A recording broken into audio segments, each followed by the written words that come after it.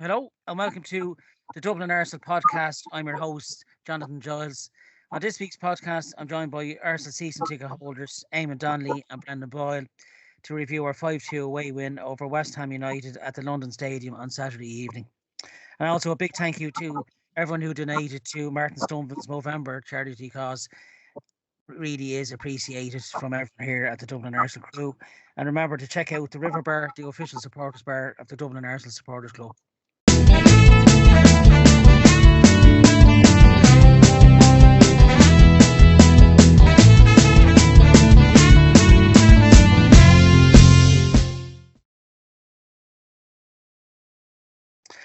As I said, I'm joined by regular guests, Eamon Donnelly. How are you, pal? Evening, Jonathan. Evening, Brendan.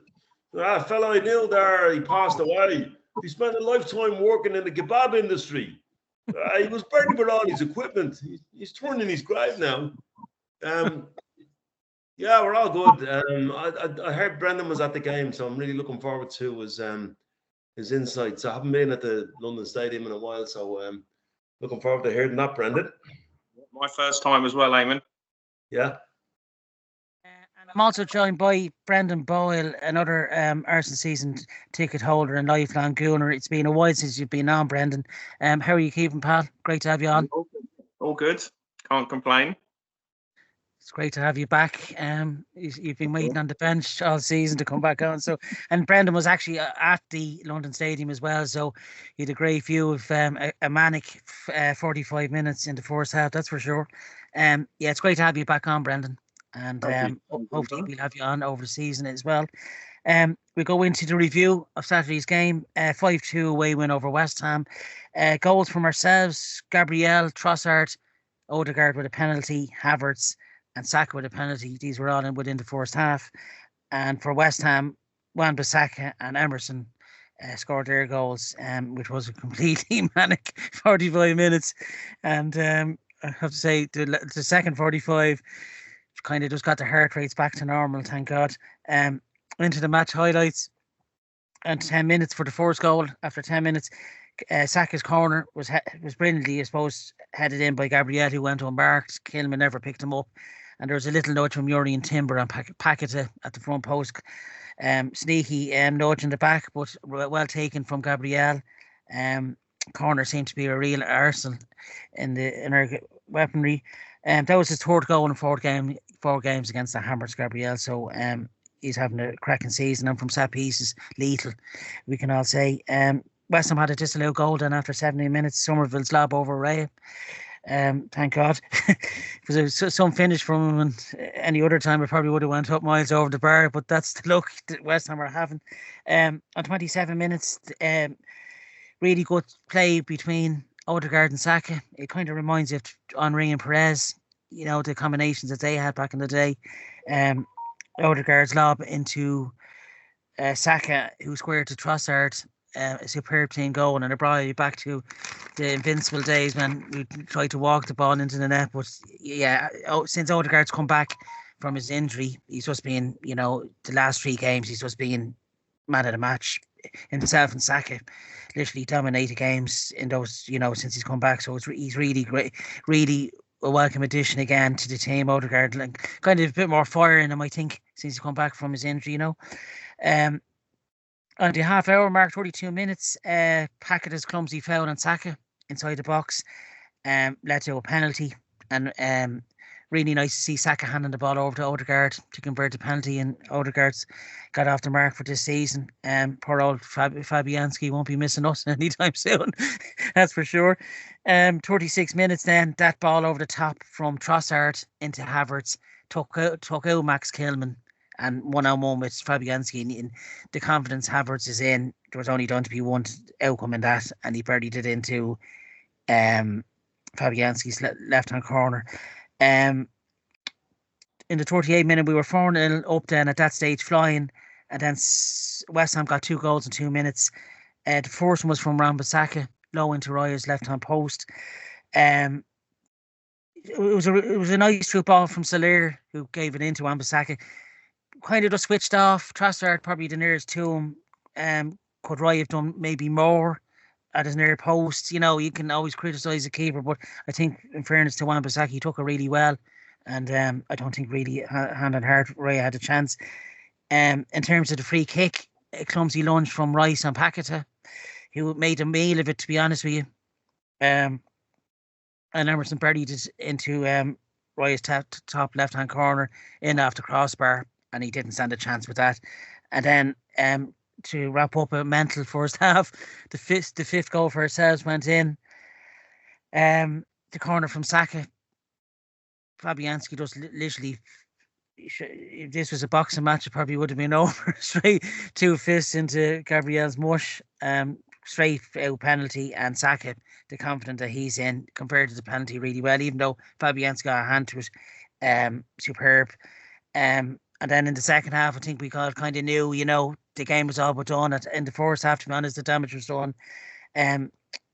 No, it's a chance. Antonio had a shot just wide of the box after 55 minutes.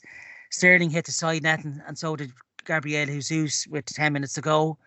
I think Sterling had a free kick that went narrowly wide. There was a bit of an uproar yesterday morning on social media about Jorginho standing in front of Fabianski for the free kick, you know, but sure, many, you know, I didn't see a big deal in it, but, you know, anything to get onto Arsenal's back, I suppose.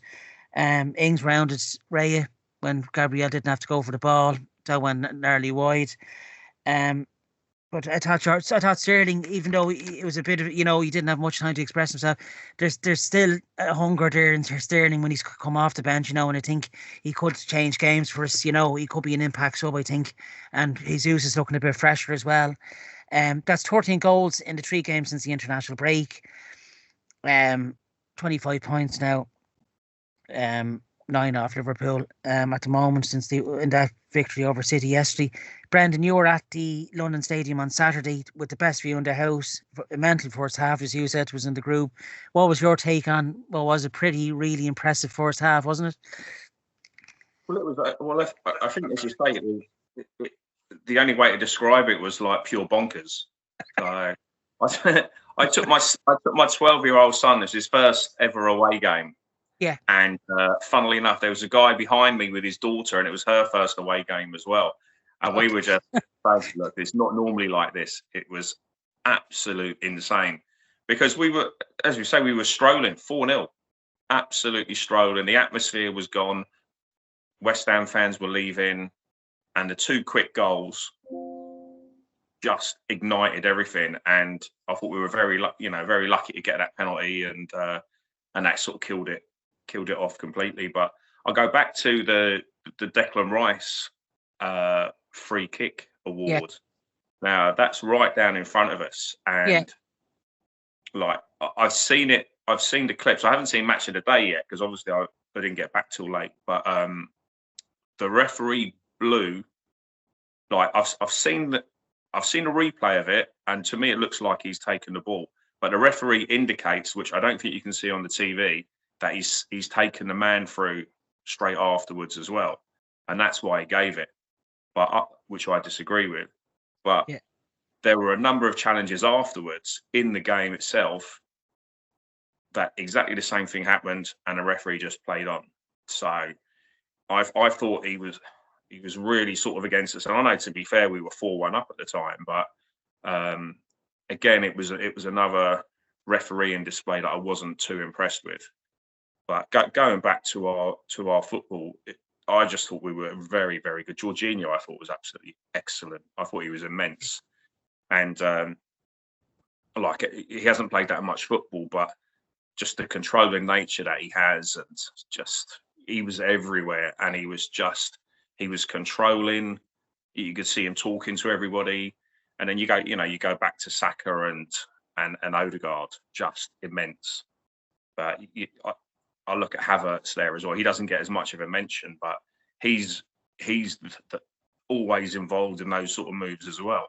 So he might be a couple of passes back or whatever, but just we were really, really good.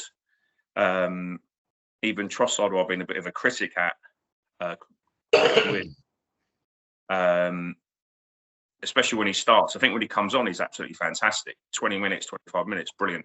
Starting, not so good, but I thought he wasn't too bad there. credit where credit's due. So it was, as I say, it was the first half. Yeah, my son was going absolutely.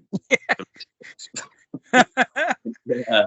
And it was funny because at halftime everyone just sort of sat down and just needed to take a breath because it was crazy. And I think it's the fourth game in Premiership history that there's been 7 goals in the first half. And, really, really entertaining. Second half, a bit of a damp squib, but the game was won. I thought Arteta done well. He made the substitutions. He took players off to rest them, obviously, for the United game. And so all in all, it was a great performance. 3 points, the goal difference improved, and happy out. And the thing is, like, we were speaking to a few West Ham fans before, and they were expecting it. So and I was a very happy bunny, put it like that. So it was good day all round. Yeah, remind me of the game back in February, wasn't it? When we gave them a 6-0 battering, and we were very in similar form. And the first, I think, we were 3 or 4-0 up, maybe. Up at half time, then Just briefly, Brendan, were you being at the ground, as I said? How good was that ball from Trossard over the top to Kai Havertz that took out Kilman? It was just beautiful, wasn't it? It was the way he just got the curl on it and wiped out the defender with that pass. Obviously, I was behind it, so you could. Yeah. It looked almost a hit and hope, but I've seen it replayed a couple of times, and it's pinpoint accurate, absolutely brilliant. And the finish itself, you could see Havertz he just slows down, takes a little bit of composure, which sometimes he tends to lack in these sort of one-on-one situations, I think, and it just, you could just see the angle that I was sitting in, obviously, like right behind him. You could see what he wanted to do, and he executed it perfectly. Fabianski came right out on top of him, but you just knew straight away that was going into the back of the net. And all credit to the two of them. Great pass and a fabulous finish. So very, very, very, very impressive. Yeah, since the international break, our last 3 games, 14 goals in 3 games. You can't ask for more. And the performances have been, since everyone coming back from injuries. Eamon. That's coming back from injury. Like, you've got Calafiori back, levels up that whole back 4, I think. So. And even sorry, before I bring you in, Eamon, just briefly, as Eamon says on last week's show as well, and the Sporting Lisbon review, to actually have a strong 11 and a strong bench as well. How impressed are you, Brendan, with that? We have the team back now, haven't we? Well, he's rotating players, which is which something he didn't do last season. He ran everyone into the ground pretty much. And whereas now, like, we're still relatively early in the season. I know we've had a few injuries and suspensions, etc. But you can see that he's taken players out and preparing them for what he feels is a bigger game. And the guys that are coming in, i.e. Jorginho, as I've said before, are doing the business as well. And Kiwior, credit to Kiwior coming in as well. He took Gabriel out. I fully expect Gabriel to be playing on Wednesday, and he's done okay. He's coming in. He's playing. He's playing in the first team, whereas before he was coming on in cup games and stuff where there was less quality around him. But even Zinchenko's looked great, I think, since he's come back as well. Yeah, he has. Yeah. We've shown a bit of encouragement again. Yeah, and everyone's getting a fair run out as well. Yeah, the substitutes are. Every time Zinchenko's come on, I don't know if anyone else has noticed it, but like, Arteta is hugging him and really sort of bigging him up as he comes on, like, you know. And I think that Zinchenko seems to be one of those players that needs a little bit of love. And quality player all the same. It's still a quality player. So. Yeah, and still lots to come from him, I think, as well. There's a lot more to come from Zinchenko. Yeah, he's still only in his prime as well. A bonkers first half, Eamon. And to put Westham to the sword after 34 minutes, 4-0 up. How impressed were you with that performance on Saturday, Eamon? Well, Brendan has covered a lot of the kind of Sorry about that. The tactical, no, he's covered a lot of the tactical stuff. A few points I want to make. First of all, I said on the preview that if West Ham didn't play front foot football, we beat them. And they didn't. West Ham are better when they play front foot football. They didn't. They allowed us to have the ball. And then they weren't good or solid enough to shore us up when they allowed us to have the ball. That was the first thing. And that thing about the squad is so important. I've been looking at the substitutes list for the last 3 games and I'm thinking, that's the best squad in England, right? Unfortunately, we've left such a gap because we didn't have that available to us. As Arteta said, and I've said it on a few of the shows, there were times when we were training with 11 or 12 players. That's changed now, right? And we're very, very strong.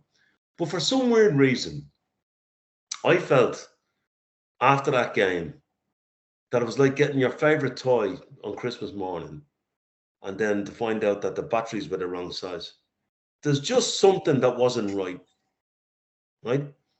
First half hour was devastating, but the sloppiness that allowed them in, you know, Arteta was actually livid at halftime. You could see it.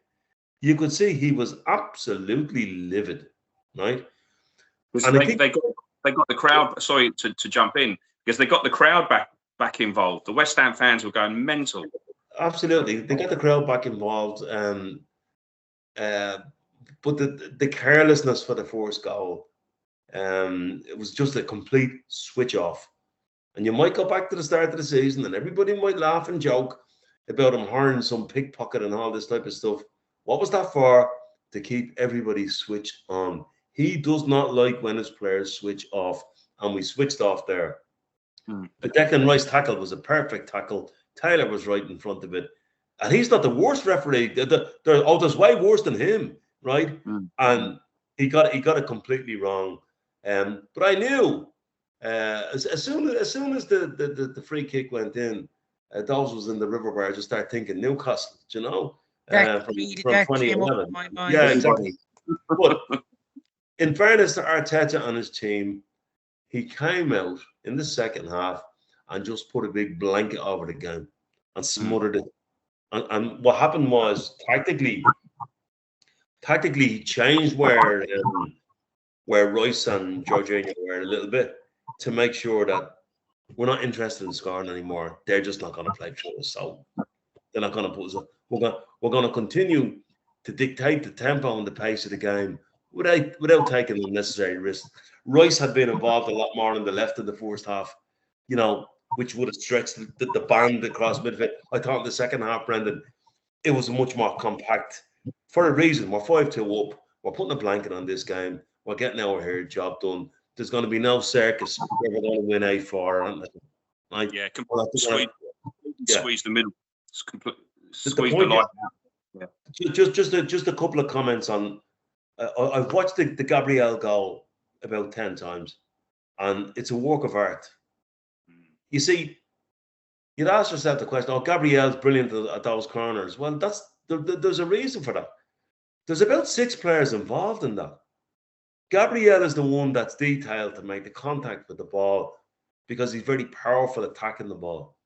But Saliba does a job in there. Calafiori could have taken on any UFC fighter in there. Timber runs across the box and does something. The Arsenal players created an environment for Gabriel to be able to attack the ball that way.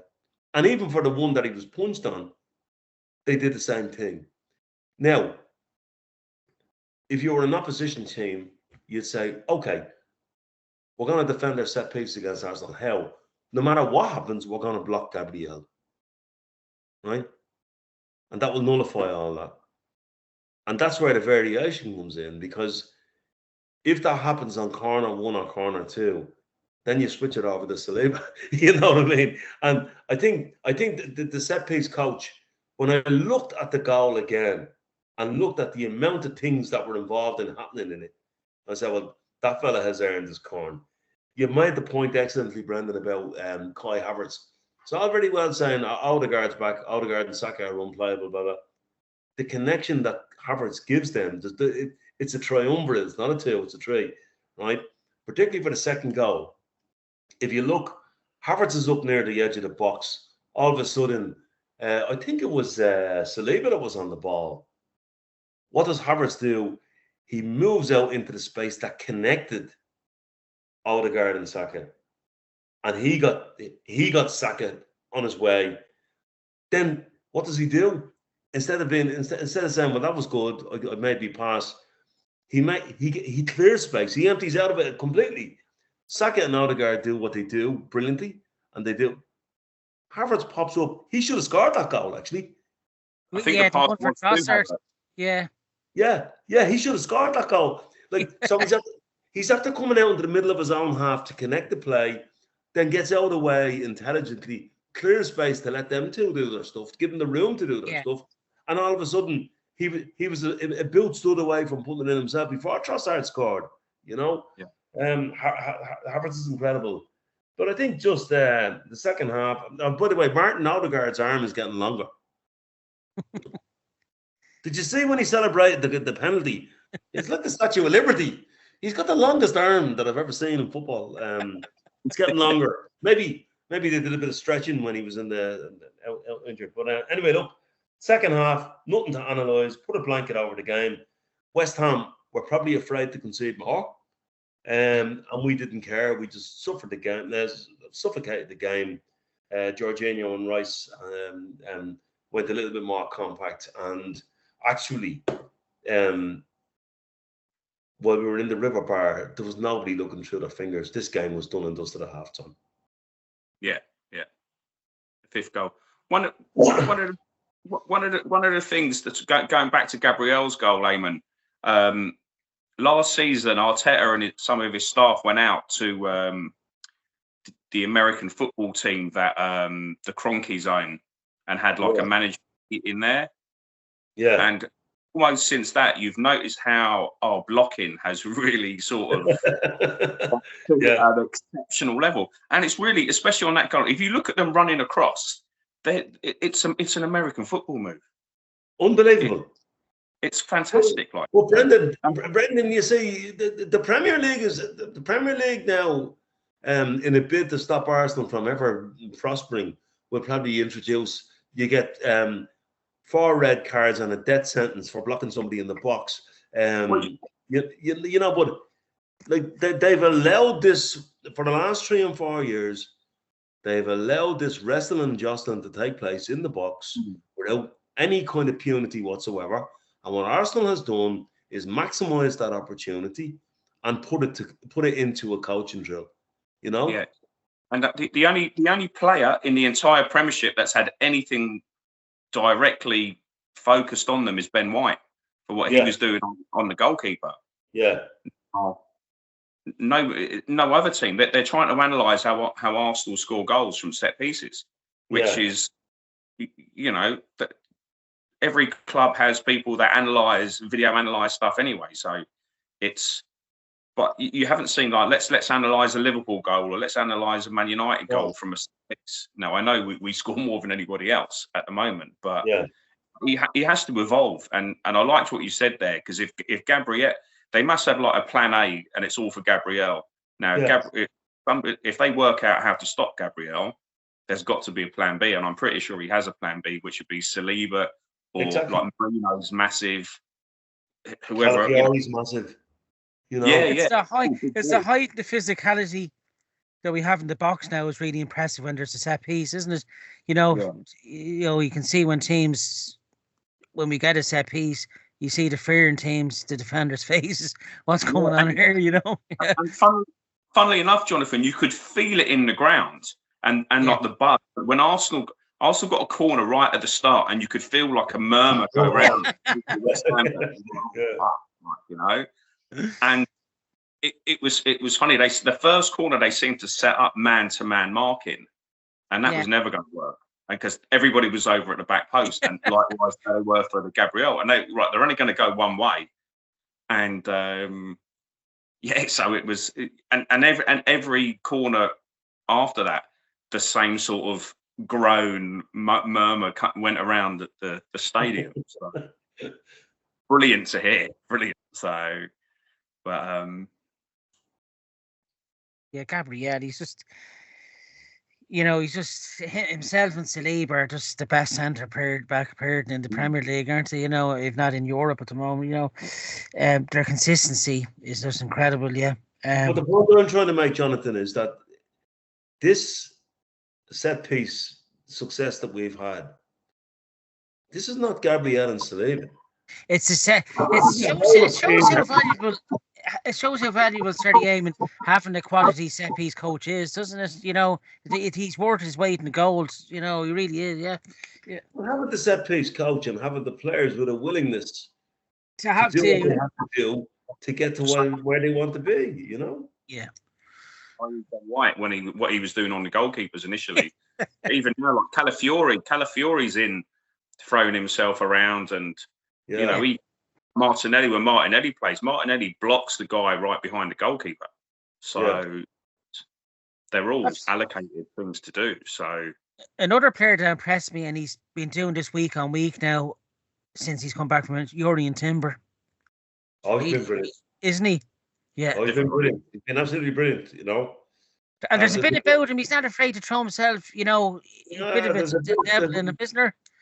There's a bit of spite in him. Yeah. There's another few things as well. Emerson and Saka kicking the ankles off him all game. There's just no protection at all on Saka, is there? Week on week now. And you do fear the boy's ankles at some stage that he's going to get, one bad tackle.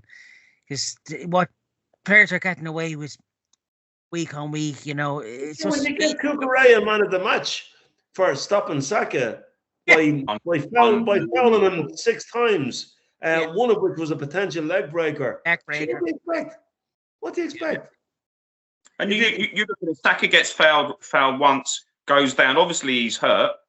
And next thing, the entire stadium is booing him for the rest of the 90 minutes. Oh, yeah. And that's like, I'm an Ireland fan, same as yourselves. Like, you know what I mean? I don't care about the English national team. Yeah. But you imagine 90% of the people in these stadiums are booing their England's best player. Own player. Yeah. I always find that amazing. They're booing their own man, yet they're singing his name in an international match. It makes no sense. But he doesn't. Brendan, the boy doesn't care.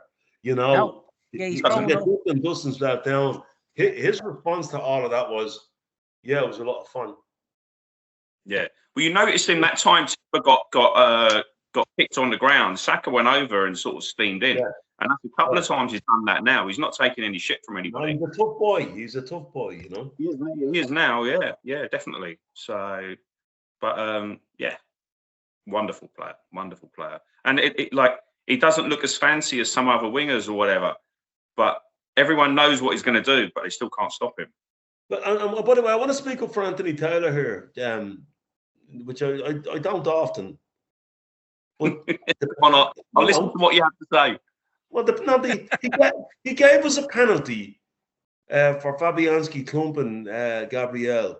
Now, the very same thing happened when we played Inter Milan. And VAR didn't even bother. More so, That was a crucial thing in that game. And yeah. And fact, it's fun. You don't ever really see penalties given for that. Yeah. So, and it is a penalty. If you miss the ball and throw a haymaker that Floyd Patterson would have been proud of, that's a penalty. And I don't know if you when Gabriel gets up after it, because we didn't know it was a penalty. I just thought it was a free kick. It's only somebody on the phone in front of me came up and said, "Oh, they've given a penalty," and we saw Gabriel get up, and as he gets up, he does a sort of he stumbles as if he's like a boxer. So he definitely, we definitely felt it. Just on that about Gabriel's fitness, and I thought Arteta was very clever. He said, even during the second half, Brendan, you wouldn't have got this because you were at the game, luckily enough. But we got news on the TV that Gabriel's injury wasn't a concussion, and Arteta said afterwards that it was related to the previous injury that he had in the previous game, and he did really well to complete 45 minutes. Basically, that's saying it's not a concussion. and we're not going through any of those bleeding protocols, right? I was actually reading about. And he's playing on Wednesday night, mate. You know that's definitely it. You know. Oh yeah. How do you find, Brandon, the impact Kivior has when he comes on as a substitute, when he comes on as a centre back? Do you feel that he has a future at the Arsenal? No. Missed. When he first came on like a few games when he first joined, I thought, yeah, there seems to be a bit of a player there. I think he's okay, but I think there's a mistake or two in him. Yeah, there's a bit of a rashness, isn't there, when he's going into? It's like he panics. He's afraid of making a mistake. Yeah, I'll tell you a little story about rashness now from him in a second. He's like when he plays for Poland as well. He gets a bit of a bad press for Poland. He tends to make a little error or two there as well. Now I know there's a lot of clubs in Italy that are looking where he was playing previously for Spezia, I believe, take him back. And I think Arsenal will make a profit on him because he's very popular. But I think he just lacks a little bit of pace, to be honest. Yeah. You can offer mistakes out, but I just think he's not. You need to be lightning quick to be a centre half these days, and I think he's just a little bit behind on the pace sort of levels, I think, and he doesn't read it enough to compensate for that. I'm glad you said that, Brandon, because if you don't have that electric pace, well, then your starting position has got to be a bit better than his is. Absolutely. You know, so, yeah. But what we're saying about him being a bit of he's not worse than Sebastian Squillaci or Socrates. He's far better. I wouldn't even put him. Squillaci's one of the worst players I ever seen at Arsenal. I put Mustafi like 5 steps higher than Squillaci. You know. Yeah. But Kivior is better than Mustafi. You know. Oh, he's no weaker stepping out, Henry. But I was saying that I went down to London Colney last year with my son, and my sister lives around the corner, and there's loads of kids out there to autographs and stuff. So I was chatting. They spend all summer there, and so players all come out after training, and they were saying, "Watch Kivior when he comes out. He comes out in his car. They said he's got this big Mercedes, can't drive properly." So Kivior came out 100 miles an hour. You got to stop at the roads and then you turn right. So he booted off down the road and nearly went into the ditch. He's like, you could see the back end of the car going all over the road. And it's every time they say he leaves training. It's just so I just think he's just a little bit sort of off with the fairies. Yeah. So bless him. Yeah, but I think during the summer we'll probably stock up in that department. Yeah, and I think he has faith in that Jaden Heaven is going to come true. You know. Yeah, I'm surprised that he hasn't given him any real game time even in League Cup games, has he? I think he got on the last game or something for a few minutes, but he's been in the squads, and even the Albanian centre half guy Maldini? Yeah, got on. Now he looks a unit, but I would imagine Heaven would have thought Heaven would have been ahead of him, but these boys are only 18, though, you know. Oh, completely. Yeah. They could all be wonderful players. So, but I think, as you were saying, Arteta will stock up on someone a little bit more game ready. Yeah, exactly.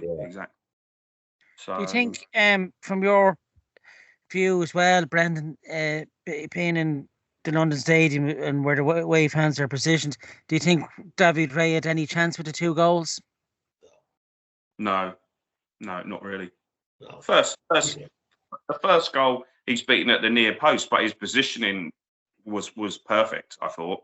Yeah, so did I actually. Yeah, when you look at it. Yeah, but he's beaten from a fella who's only 6 yards out with a ball that's perfectly weighted. Like, absolutely. Yeah. By the time he gets down, even if he gets down, it's past before he sees it. Glegana's time, he's not getting down there, you know. You can credit where credit's due. It was a fabulous ball and it was a great finish. It was a really good goal for West Ham. And the free kick is actually in the spot where even Martin Odegaard's arm wouldn't have reached it. You know, it's in the spot where 2 goalkeepers wouldn't have saved it. Yeah. You know. Yeah, you can't. You know. Yeah. We were right behind. We were right behind it. I was in the lower section of Arsenal fans, and you could. Yeah, we were quite high up, but not. You know, not in the upper tier. But it was. You could. Yeah. Not a hope. You know, he went for it, but like in off the crossbar, boom. Yeah. No, and I think the free kick, it was just beautifully. It was just one of those worldly of free kicks that no keeper's getting near. Yeah. And it was never a free kick. No. Just briefly as well, lads, you know, that the free kick that Sterling missed near the end, Jorginho, you know, there's a bit of a thing made of it on social media. Jorginho standing in front of Fabianski. What was your take on that, Brendan? Do you think it was a bit, you know, childish and part of, you know, the social media keyboard warriors, you could say? It's gamesmanship, and it's like the dark arts, which I love, and I didn't think there's anything wrong with it. And you know, players have gone in and done that. I think Haaland goes in and does that quite often, but because it was Jorginho. And it was funny because he was so close to Fabianski. You knew they're never going to let him take the free kick. He's going to go and drag him off. But I thought the referee made more of a point of it than he needed to. And but look, you know, it's put in, like, the goalkeeper has to set his wall. He's got to get his angles right. Blah blah blah. If someone's in there making a nuisance of themselves, that might just switch him off a little you know, a little percentage or whatever. So. Again, it's not, Jorginho just didn't decide to do it. He was told to do it.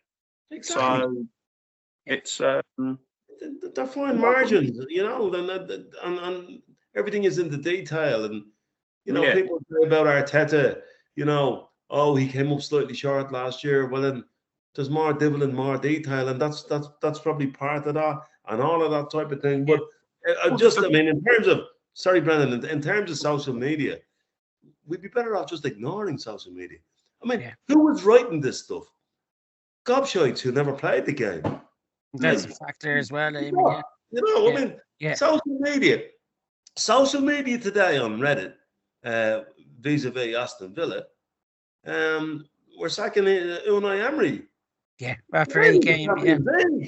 Like, it's all clickbait and stuff like that. Social media last season, at one point was saying we should have never let Unai Emery go, and all of the, you know, like, just stop. You know, stop. Yeah. You know. The one, if you're going to give out about something, you want to give out about how long Arsenal are taking over corners and throw-ins, especially. Yeah. It's brilliant. Like, you know, I mean, the whole place was going berserk, and you're only risking your 2 fullbacks getting yellow cards. That's the only thing. But it's completely taken. I think, especially after West Ham scored the 2 goals, Arsenal got a number of throw-ins, I think, straight afterwards.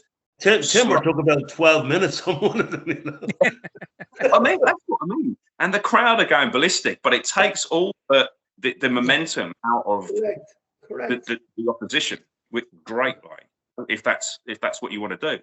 You know, if Arsenal are chasing something, that ball will go. Brendan, we were 10 and 12 years after the great Wenger years, when we had teams vying for the top 4, and there was a little chink of light that we might actually challenge for the title. And the Wigan Athletics and Hull Cities of the world used to come and do that to us. Completely, yeah. And 100%, Eamon, yeah, and you daren't say they done dark arts. Yeah, oh, Rory the laugh, yeah. Yeah, it's once we do something, it's they'd hop on the Arsenal bandwagon, and anything anti-Arsenal,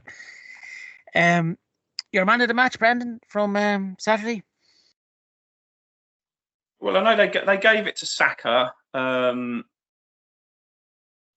be honest, I would have given it to Havertz, but I with a shout in for Jorginho, because I just thought he was immense for the amount of minutes that he's played, and he was last man back at corners. You know what? I'll give it to Jorginho, because he's stepping in to a well-oiled machine, and for a guy that's hardly played, didn't put a foot wrong, and the responsibility he was taking. and he was last man back from their corners. So like the centre forward chasing down, he's not the fastest man in the world, but going back to his starting position, what EAMONN was saying earlier, just really, really impressive. And you know, I know you should give it to Saka or Odegaard because of how well that they actually are, you know, they're on a different plane at the moment. But I'll give it to Jorginho. Yeah, anytime Jorginho plays, anytime we've done a review, he very rarely gets, you know, he's a 9 out of 10, isn't he? Not a 10 out of 10 performance. Yeah, Everyone loves playing with him. Yeah. Yeah, it's just the way he conducts himself, and you know, pointing things out to players, you know, keeping them calm, cool-headed, and all. You know, experience. You just can't. Yeah. You listen to what Declan Rice says about him. Declan Rice loves just absolutely, you know, quality. Yeah. What he's feeding off Jorginho, he says he can't buy his. Yeah. EAMONN, your man of the match from Saturday? Jorginho is a great player, and I understand that he's a very influential character. He reminds me a small bit of Arteta in his mentality, and I think he's going to make a great coach, you know, and he has the personality and the drive for it. But his game awareness is fantastic, and I'm glad you gave it to him, Brendan, because just to do something different, I'm actually going to jump into the space you were in. I'm going to give it to Havertz. Yeah. You know, Havertz is outstanding. 9 goals now. For a fella who this time last season had 2.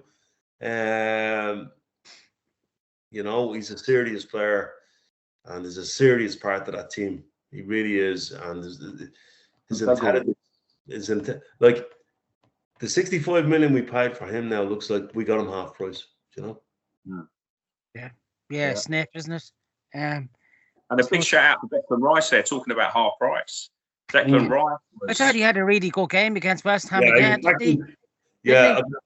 Before we finished, Declan was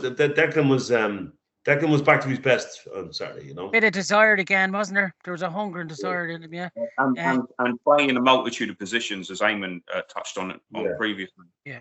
So. He kind of reined that in the second half. That's the point I was making. You know. He kind of reined it in as well. He actually did a kind of a Declan Rice and Mikel Merino job in the first half. Yeah, you know? Well, he was everywhere in the first half. He was brilliant in the first half. Yeah. And then, as you say, he just sat in the shadows in the second half. Yeah. Soaked it up. Yeah. I'll probably give it to Martin Odegaard just for that deft lob into Saka for Trossard's goal. The last 3 games, Forest, Lisbon, and the game against West Ham, it's just since he's come back from the injury, you know, I think he's just got better, you know. And yeah, it's just great to have him back. On to goal player of the month for November, lads. I'll begin with you, EAMONN. Your goal of the month. Goal of the month for November. Goal of the month for November. Oh jeez, remind me, who did we play? We had Chelsea, Nottingham Forest, and of course West Ham there on Saturday, or the Sporting Lisbon. God, I hadn't even thought about. I actually thought the goal of the month for me was Chelsea away, for the quality of Odegaard's pass and for the way Martinelli kind of got it down, composed himself when he doesn't always, gave the keeper the eyes and shoved it through the near post. So that was a really good goal, and that's my favourite goal. You know, yeah. I think I'll give Brendan another second to think about his. I think I'll go for Thomas Partey against Forest. Superb finish from outside the box, and nearly every goal I've seen him score has been few and far between, but they've nearly come always from the outside the box. So I thought a brilliant current effort past Matt Sells in the Forest goal. Over to you, Brendan, for your goal of the month for November. Saka against Nottingham Forest. Really good. Like a great finish, but the little touch through from Odegaard. You can, like, I was at that as well, and you can just hear the crowd just go oof, because it was just sexy little pass. The angle that he shot that from to get the power he got on it, Brendan, you know. It was the drop of the shoulder, Yeah, and then Saka just taking it, and you think he's running out of space, and then the no chance. Good the power. The venom of the shot. Yeah, the venom of it. Yeah, I loved it. I just thought that was such a lovely goal. So. Yeah, I think he's come back a bit of a different player since the international break as well, Saka. You know, a lot more hunger there with him and Odegaard. Jonathan, stop. A lot more hunger, Bukayo Saka. You're joking me. You can't. He's so. No, stop now. This is where the nonsense starts. A lot more hunger. He's aiming. He's world class. I say we let these ridiculous statements saying. I prefer, to be honest, I agree with Jamie O'Hara. I prefer Cole Palmer over Saka, but there you go. Right. No, but this statement that you make, he's come back with a lot more hunger. That's an insult. Hold on, Jonathan, listen to me. Hold on, Jonathan, listen. He's added another. You're hosting the show. This is the podcast, according to Eamon. He's added another level, Eamon. Jonathan, calm down. You're hosting the show and you're looking for my opinion.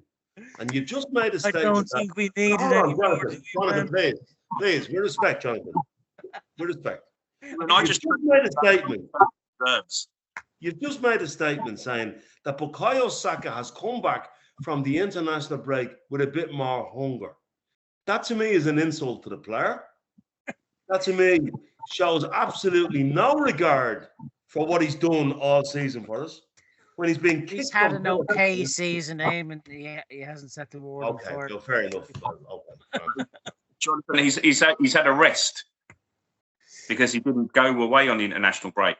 Yeah, he's come back another level. He's come back at another level. Likewise, Declan Rice. They played every game all through that tournament in the summer. Played every Arsenal game. Hardly any pre-season. And this is the first time they never showed up for international duty. All due respect now, if you make a statement that somebody's come back with more hunger, it suggests to me that they didn't have enough hunger in the first place. And if anybody says that about Bukayo Saka, that's just way off the mark. Jonathan, you're way off the mark.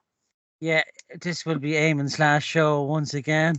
Looks like Brendan is stepping into your shoes. And they're big. He's got your last show, Jonathan. I'm going to organise a deed poll backed by popular demand, and I tell you who'll organise it for me: the President of Ireland. Before Eamon's chicken gets burned, moving on swiftly. May I get player of the month? May I get player of the month off you, Brendan, for November? Player of the month. Someone that's come back with a bit more hunger. Player of the month. Saka. Well, he's come back with a bit more hunger. Yeah. Tonight. Who did you say, Brendan, player of the month? Saka. Thomas Partey. Partey, yeah. Barton Odegaard. I think, yeah, it's. But doesn't that just show you how well the team has gelled over the last few weeks? Yeah. They're all showing a bit more hunger, I suppose, aren't they? Oh, yeah. But I know who's the hungriest in the room, Eamon and that chicken. Jonathan, Mikel's going to install a complete chain of abracadabra in the dressing room. They're all that hungry, you know. I wouldn't mind one now myself, to be honest. By the way, do you ever have the meat feast out of abracadabra? Oh, no. Honest to God, it's like eating Dublin Zoo.